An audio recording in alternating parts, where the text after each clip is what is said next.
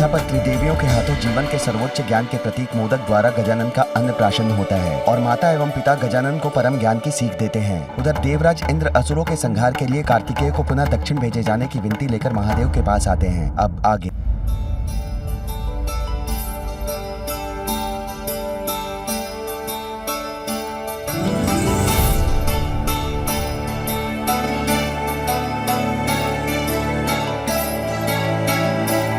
गजानन,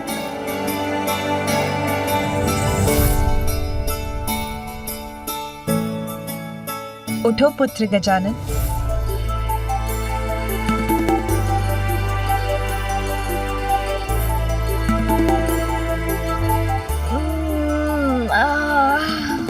माँ, भोर हो गई। अरे वाह, अब तो मेरा अन्नप्राशन हो गया है। अब तो मैं कुछ भी खा सकता हूँ ना माँ? नहीं पुत्र, साधना करने वाले साधक का ध्यान भोजन, निद्रा और क्रीड़ा पर नहीं, अपितु मात्र अपनी साधना पर ही केंद्रित रहना चाहिए। साधना? कैसी साधना माँ? पंचाग्नि तप, अर्थात अत्यंत कठोर साधना करनी है तुम्हें और उसका प्रारंभ आज से ही होगा पुत्र, जिसके लिए तुम्हें इस पूजा के योग्य बनना होगा पुत्र। प्रातः काल उठकर स्नान कर पूजा स्थल पर पहुंचकर भगवान को भोग लगाकर पूजा प्रारंभ करनी होगी पुत्र। जाओ पुत्र, स्नान करके आओ। उसके बाद मैं तुम्हें भवन से दूर तुम्हारे तप स्थल पर लेकर चलूंगी। हमारे भवन से दूर माँ? हाँ। अच्छा।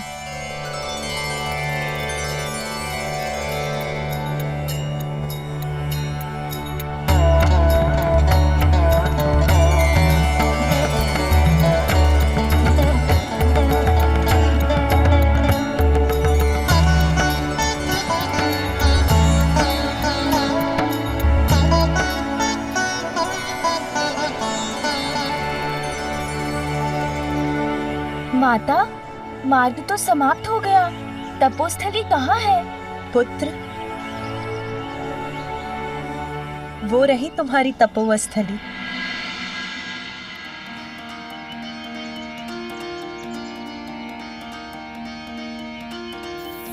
पार्वती के मन में उमड़ी ममता, माँ की गोद में आए विघन हरता। पार्वती के मन में उमड़ी ममता, माँ की गोद में आए विघन हरता। अद्भुत बालक पर माँ प्रेम लुटाती, प्रथम देवता जग में उसे बनाती। हाँ, प्रथम देवता जग में उसे बनाती।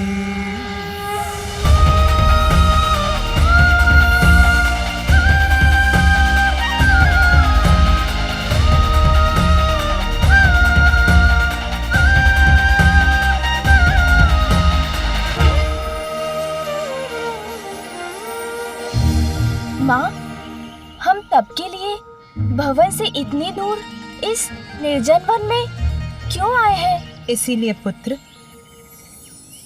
क्योंकि इस निर्जन और शांत स्थल पर तुम्हारा ध्यान नहीं बटेगा और तुम अपने तप पर स्थिर रहोगे।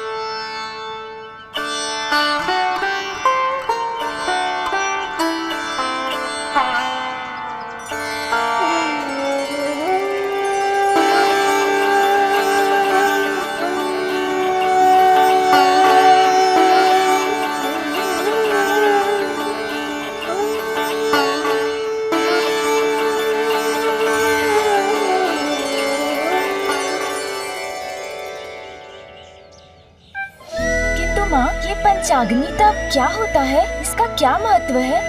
पुत्र, हमारे शरीर में 7 चक्र होते हैं।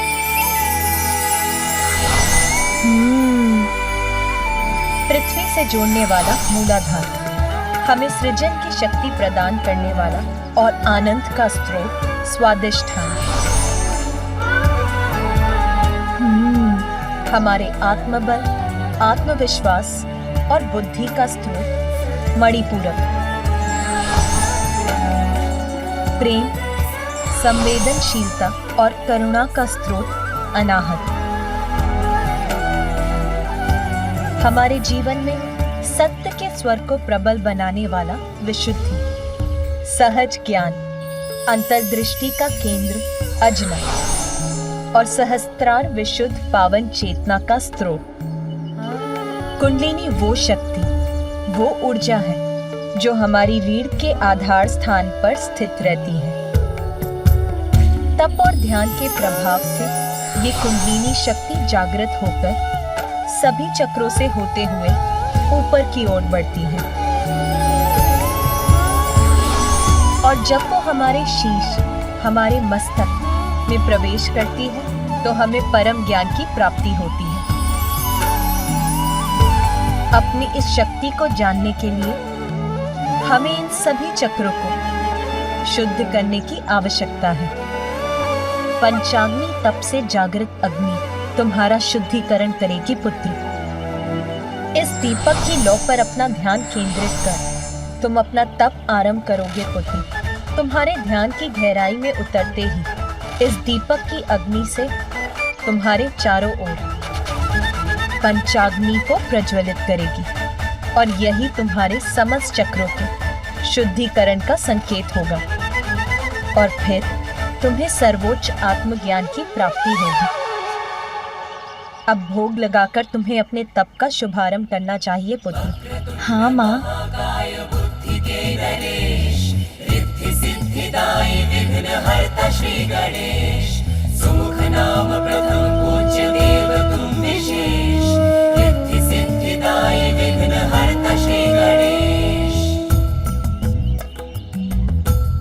अब पद्मासन में बैठकर अपना समूचा ध्यान इस दीपक की लौ पर केंद्रित करो।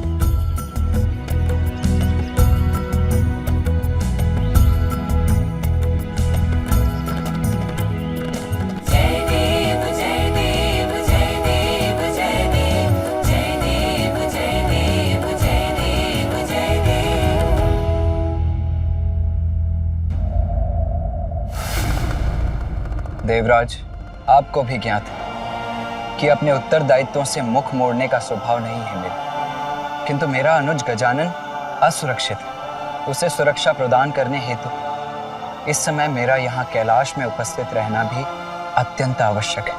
कुमार कार्तिकेय, ये कैलाश है, यहाँ स्वयं महादेव वास करते हैं, अर्थात गजानन सुरक्षित है। यदि कोई असुरक्षित है तो वो हम देवता हैं। हम देवताओं के सर पर संकट के मेघ छाएं। आज धर्म की ज्योति भी संकट में है और उसकी रक्षा करना आपका धर्म है। देवराज,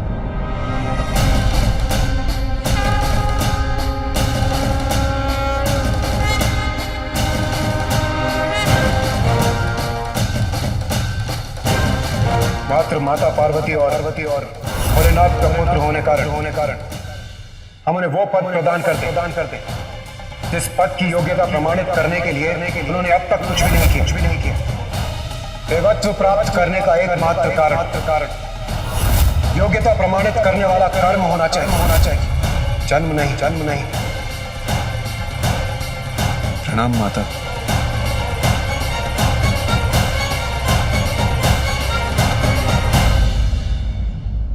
पूर्व में भी मैंने आपसे कहा था कि आपकी रक्षा, देवताओं की सहायता, सृष्टि के संकटों को दूर करना मात्र यही नहीं है मेरे पुत्र कार्तिकेय का धर्म। उसका दायित्व अपने परिवार के प्रति अपने दायित्व का निर्वाह करने के लिए इस समय मेरे पुत्र का यहाँ रहना अनिवार्य है।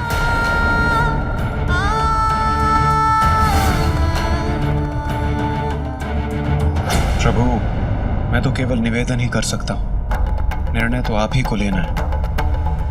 और मैं आपके परिवार में हस्तक्षेप करने की दृष्टता भी नहीं कर सकता। किंतु प्रभु, आज संकट मुख खोलकर खड़ा है। उसे नष्ट करने के लिए देव सेनापति होने के नाते कुमार कार्तिकेय का दक्षिणी छोर पर होना अति आवश्यक है प्रभु। इंद्रदेव, मेरा छोटा पुत्र कार्तिकेय का अनुज गजानन एक अत्यंत कठिन तप का प्रारंभ कर रहा है आज।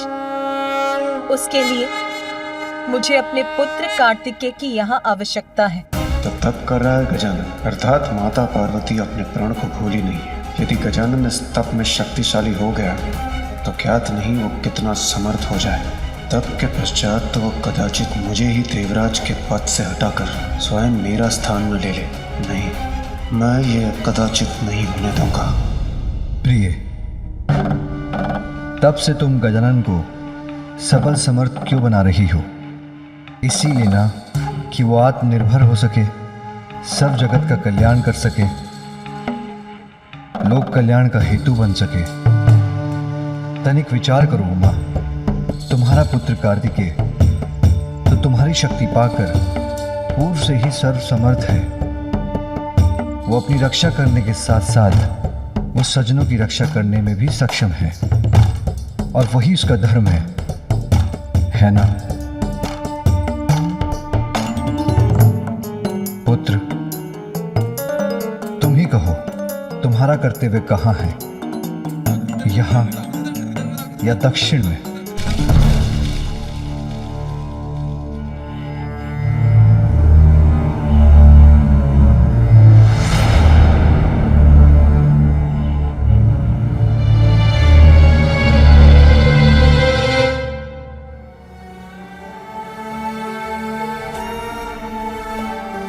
आप उदास मत होइए माता। पिताश्री का संकेत उचित है। आप यहाँ गजानन की सुरक्षा का ध्यान रखें और मैं वहाँ दक्षिण में अपने दायित्व का निर्वहन करूँगा। किंतु जब भी आपको मेरी आवश्यकता होगी मैं यहाँ उपस्थित हो जाऊँगा। क्या आप मुझे जाने की अनुमति देंगी?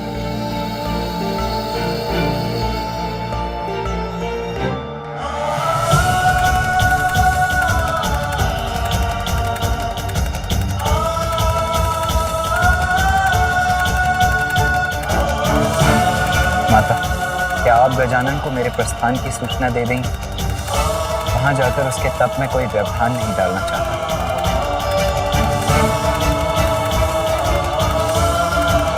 तुम जाओ पुत्र।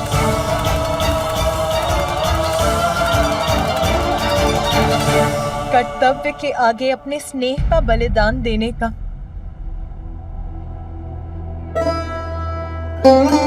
अपने हृदय को कठोर बनाकर तुम्हें विदा करने का अभ्यास हो गया है मुझे। और आप भी सुन लीजिए इंद्रदेव, यदि मेरा पुत्र गजानन अपने इस तप में सफल हुआ तो उसे कभी किसी की सहायता की आवश्यकता नहीं होगी।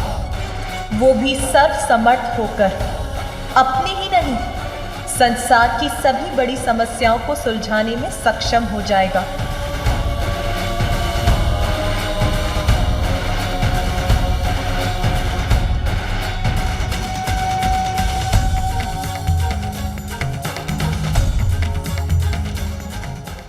मंगलकर्ता स्वामी श्री मंगलमूर्ति, जन जन पूजे होती कामना पूर्ति। जय देव चित्तहरण सुखदायक देव गणराया, वांछित फल पाया जो चरणों में आया। जय देव जय देव।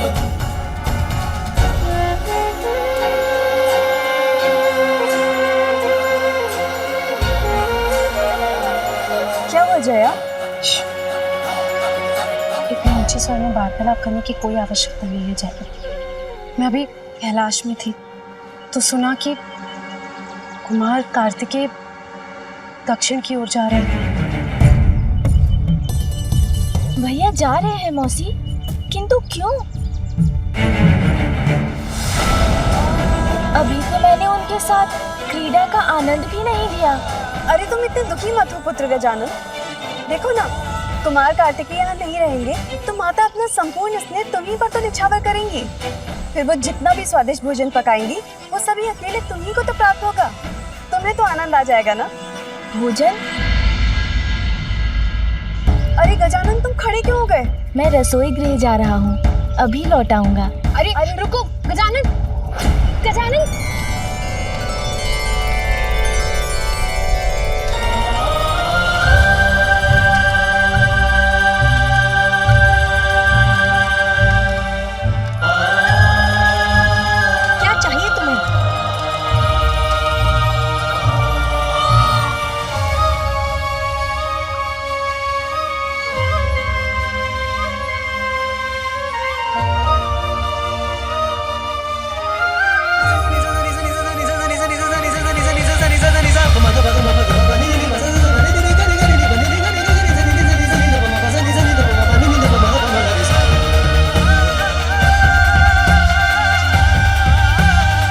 कुछ नहीं बोलूंगी, किंतु साधना के मध्य में भूख को मिटाने के लिए अपने भोजन की व्यवस्था करने आया था।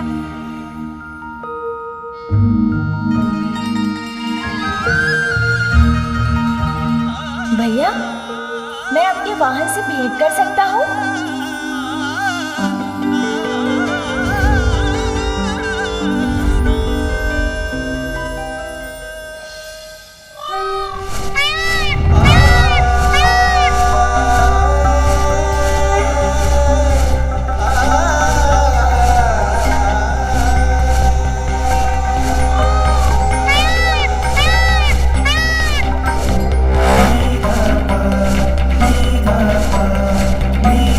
भैया, रुकिए भैया।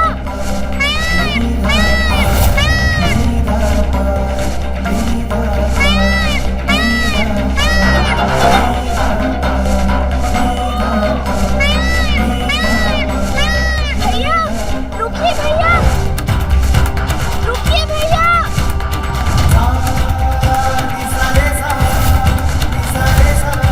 रुकिए भैया।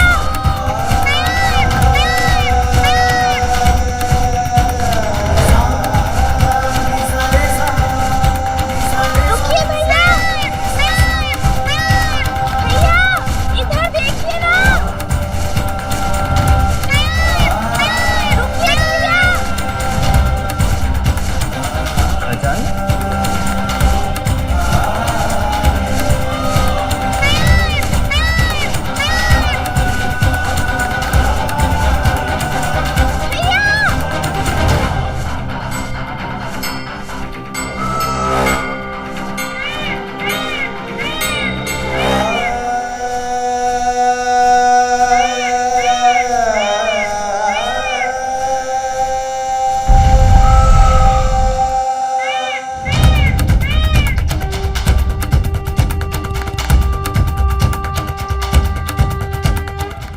क्या हुआ गजानन? तुम दौड़ क्यों रहे थे? मुझे क्यों रोका? सब सकुशल तो है ना?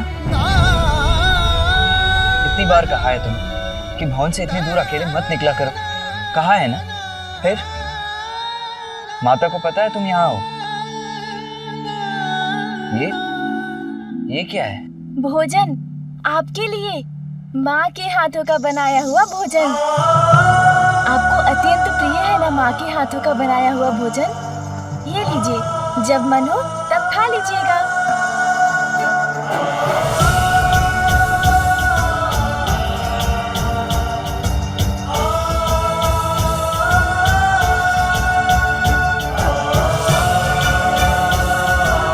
अपना ध्यान रखना गजानन, और माता का भी ध्यान रखना।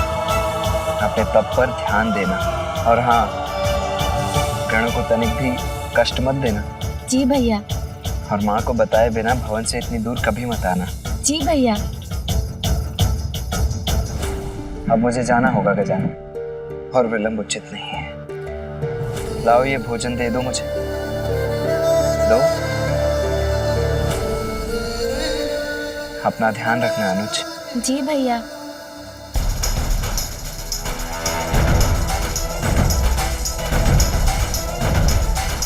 आपका जाना मुझे तनिक भी अच्छा नहीं लग रहा भैया, किंतु आपको रोक भी तो नहीं सकता ना।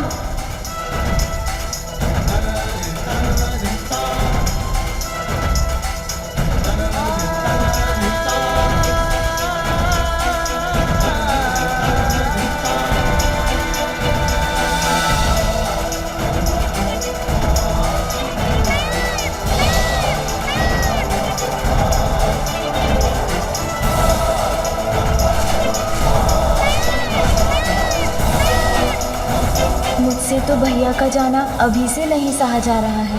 पता नहीं अब उनसे कब भेंट होगी, किंतु अब मुझे लौट जाना चाहिए। माँ ने कहा था भोग की थाल लगाकर पूजा प्रारंभ करनी है।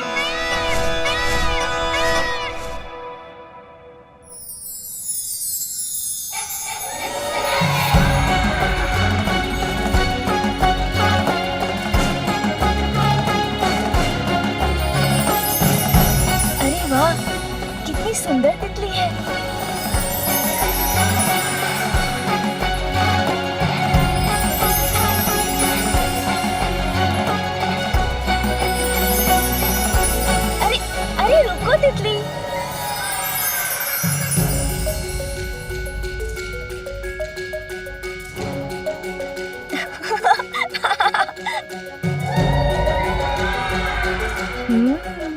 विश्राम कर रही हो तुम?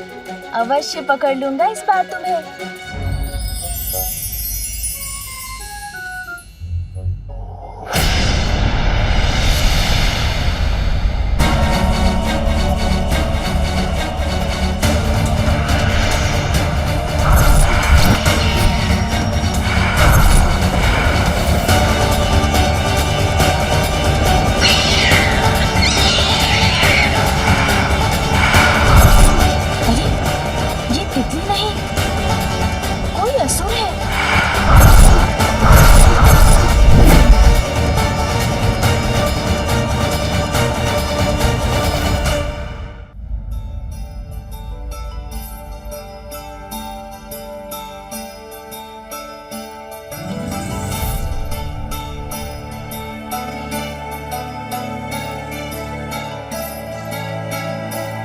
गजानन,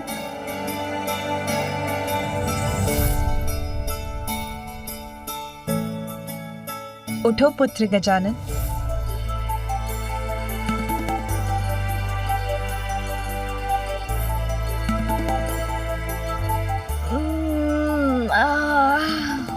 माँ, भोर हो गई।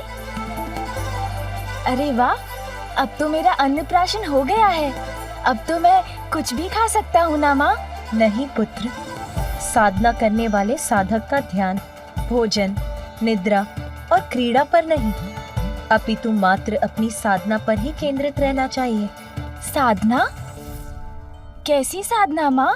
पंचाग्नि तप, अर्थात अत्यंत कठोर साधना करनी है तुम्हें, और उसका प्रारंभ आज से ही होगा पुत्र, जिसके लिए तुम्हें इस पूजा के योग्य बनना होगा पुत्र। प्रातः काल उठकर स्नान कर, पूजा स्थल पर पहुंचकर भगवान को भोग लगाकर पूजा प्रारंभ करनी होगी पुत्र।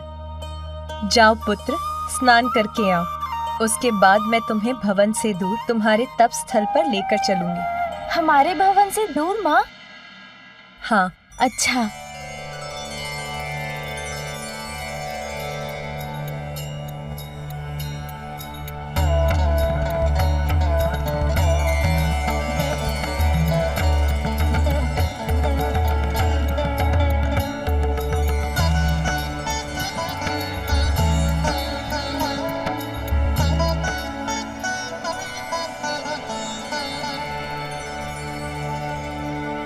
माता, मार्ग तो समाप्त हो गया।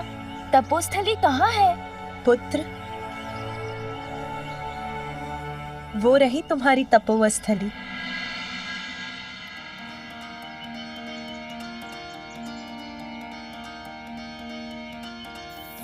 पार्वती के मन में